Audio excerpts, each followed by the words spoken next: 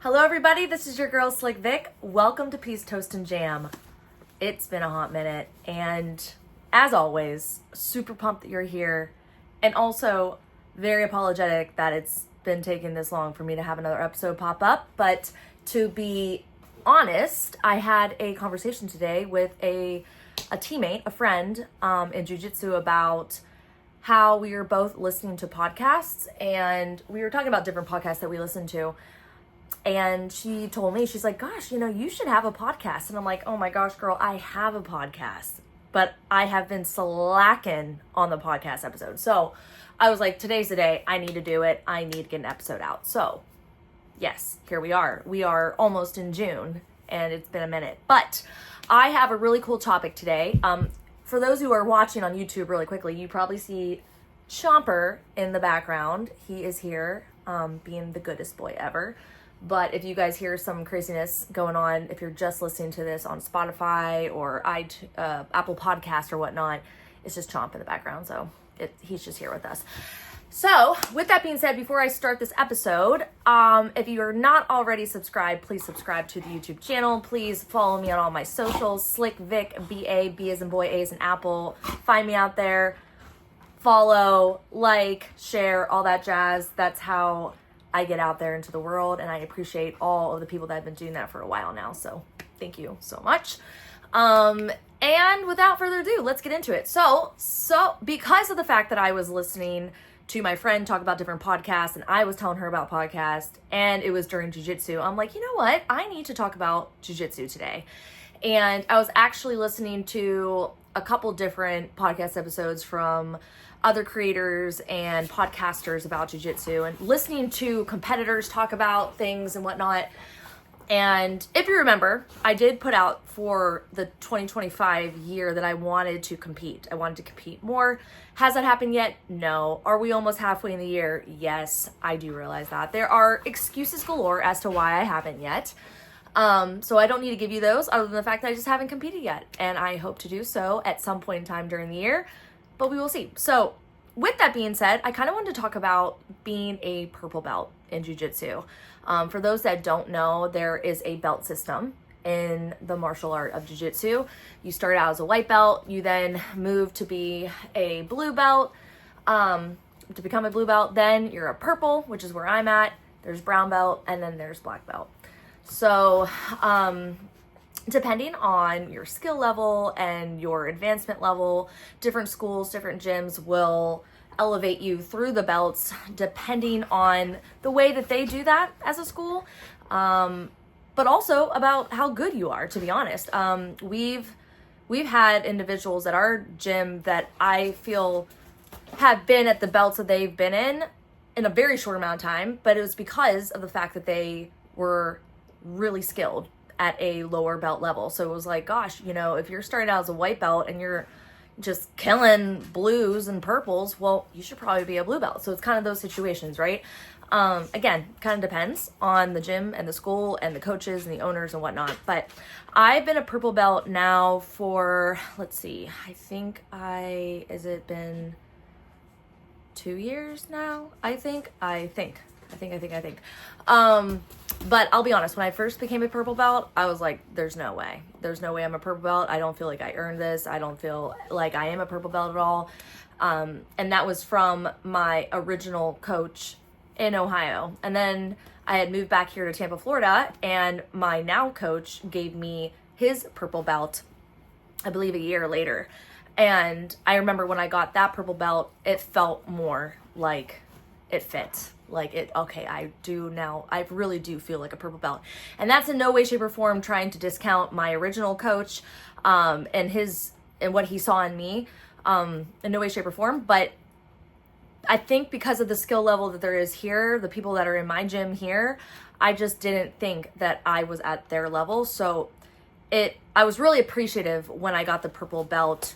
I was possibly more appreciative when I got the purple belt here because it felt more right in the moment. I don't know how else to explain it. But anyways, with all that being said, I decided to pull up some questions to kind of talk about and consider as far as what would an answer be for a purple belt. So let's see. It says that one of the questions is, what are your go-to positions and why? No. First of all, he's trying to chew on a hat. We're not gonna let that happen. Absolutely not, sir. My go-to position. Okay, so this is so funny because as a white belt, I remember I was all about guillotines. Like, I just wanted to wreck people with guillotines. And that actually carried over into my blue belt journey as well. But then as a blue belt, I feel like I was definitely more into arm bars. As a purple belt, I think it's arm bars still, but arm bars from the mount position, from an S mount position. S mount has become like my home. I absolutely love getting to S mount. I want to be in the dominant position of mount in general, and I just feel a lot of control. So I would say that is like my go-to position and go-to submission is S mount, arm bar from S mount. All right, let's see. What are some of your favorite techniques and how do you incorporate them into your training techniques? I would say it kind of goes into that, but I think I still have my aggressive nature that has always been inside of me. And so my technique is to still be aggressive, but to be positionally aggressive. So as a white belt, I was just like full blown, like honey badger, just coming out the gate, trying to like take off your head. And then it settled, but it was kind of still there as a blue belt. Now I don't know if it's just because like I don't want to do as much work because it takes a lot of energy to be that like all time, like just go, like 0 to 100, that I want to play more of like I'm not lazy at all. I will not say that. It's not like a lazy guard at all or like kind of lazy mentality, but I'm more so like I will feel you out. I'll kind of push some buttons with you to see if you're gonna like I want to like dangle the strawberry and see if you bite kind of thing. And then once I see that you're being a little bit more aggressive, like I'll turn it up a tiny bit. But I love to capitalize on things when I feel like very confident that I can get there, which in some ways maybe I need to hold back at times. I'm not really sure. This is a really cool kind of question, but I guess my technique is to try to figure out what your game is. And then the moment I feel an opening, trying to kind of link together my different ways of getting to the submission, which I want. But it hasn't been as submission based. So I think that's really important to say as well. I was so submission hungry in white and blue. And now I'm more about setting up everything. So I think that's what I was trying to say, basically. Is like I'm more about the setup. I don't want to just go full blown, let's just freaking, become a headhunter, choke you out, rip your arms off. I want to kind of play for a tiny bit and then like look for those openings where I can be a little bit more aggressive. Okay. What are my training goals? And am I focused on competition, self-defense, or just enjoyment? Okay. So real quick, I'm going to do the bottom or the later questions and then I'll do the first one. So I would say so this is interesting. I've taken up Muay Thai and MMA in the past year. So it'll be a year like this month coming up that I've been pretty consistent in MMA and Muay Thai. And that's truly to be a more well-rounded martial artist in general. It's also because we had a lot more people at our gym interested in it. So it was like, heck, why not? I'm gonna come to classes and learn with amazing people. Third, because we have a lot of fighters in our gym. So being an athletic, able body for them, I think was also part of the push for me. There's a lot of girl fighters in our gym that I just wanted to support any way I could. And if that means learning what they're doing and just being an aggressive, athletic, stable partner for them, 100% wanted to do it. So that was kind of a goal. But I will say jiu-jitsu in general has been enjoyment for sure. Learning it, just like educating myself. And also I have a competitive nature, 100%. I love competing within the gym itself, rolling in general. And I've always been a competitor in sports and different athletics. But I will say that my goal for the year, as I had mentioned at the beginning of this, was to compete, and it hasn't happened yet. And to kind of go for some reasons as to why. The biggest one is nerves and just being nervous about it and having anxiety around it, which is something in which probably everyone has. And I just haven't found the right moment to overcome that. And maybe it's next month, who knows? But the second thing is like the cost. Right now, financially, my priorities are not competition related. And so having to put out, anywhere between, $70 to $100 per competition is sometimes hard to swallow when you're on a tight budget. So that's why I was saying it's kind of an excuse, right? Because if you really want to do it, you just do it. You pay money for so many different things in life. And if this is something that you're really passionate about, then you'll find a way. And so that is kind of the mental game that I'm having right now, because although I would love to, really face that fear and anxiety of competing head on, I think there's a part of me that is afraid of losing, of course. And two, afraid that if I do commit to it and I don't perform well, that I feel like it's a loss. And I know that's the wrong mindset, but I'm just being honest with you guys. That's where I'm at.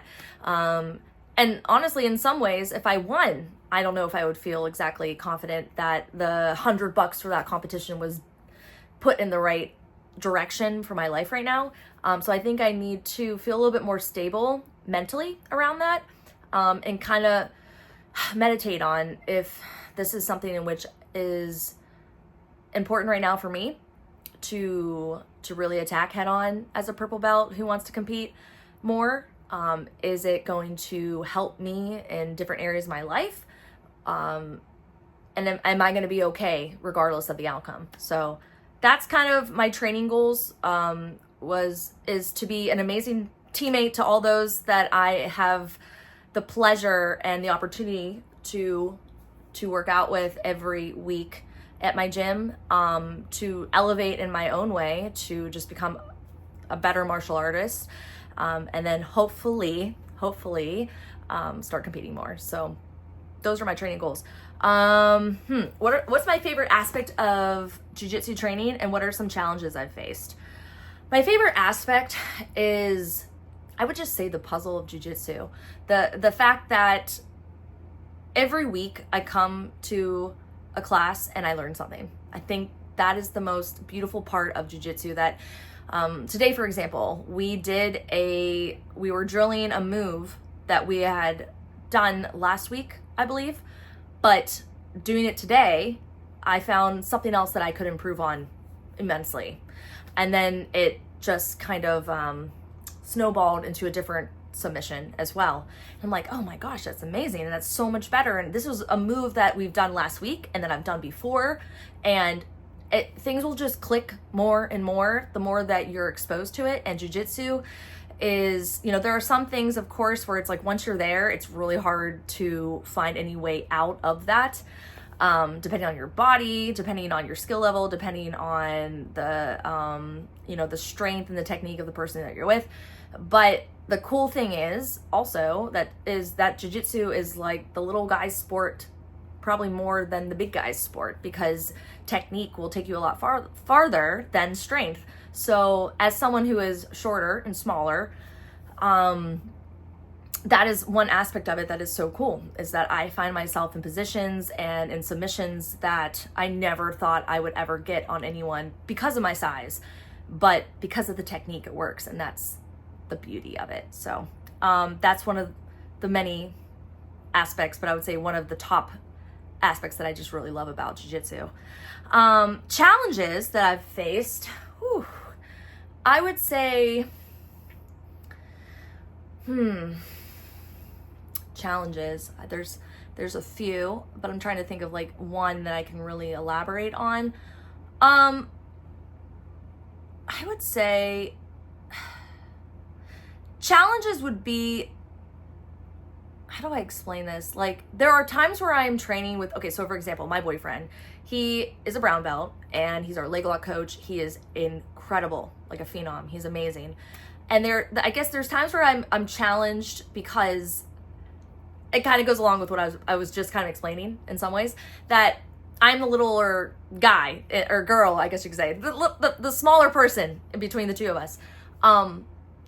And he's a lot more technical than me, a lot more skilled. But there's times where I'm doing something on him, and it's not just him, it's other people as well. And I'm like, this is perfect. This is right. This is what I've learned. This is exactly what I was taught. And it doesn't work.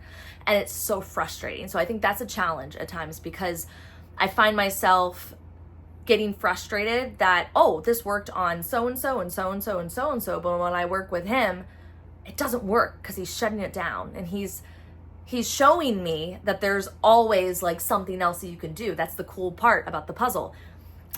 And that's the part that I sometimes have challenges with, I guess, because I get pumped, I get excited that I'm going to do a move in which I feel really confident about, and then to get shut down, it's like, oh man, why doesn't it work?